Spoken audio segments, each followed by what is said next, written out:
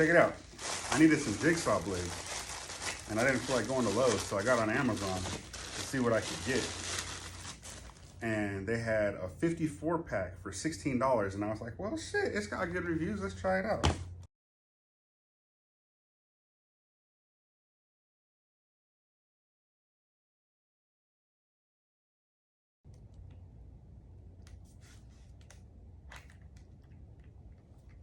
Oh, my other jigsaw, I could just slide it in there.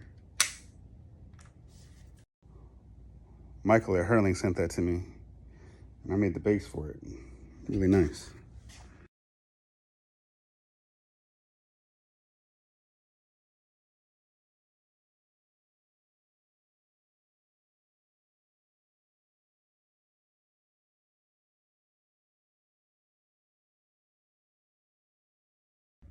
I'm making some feet for a cabinet.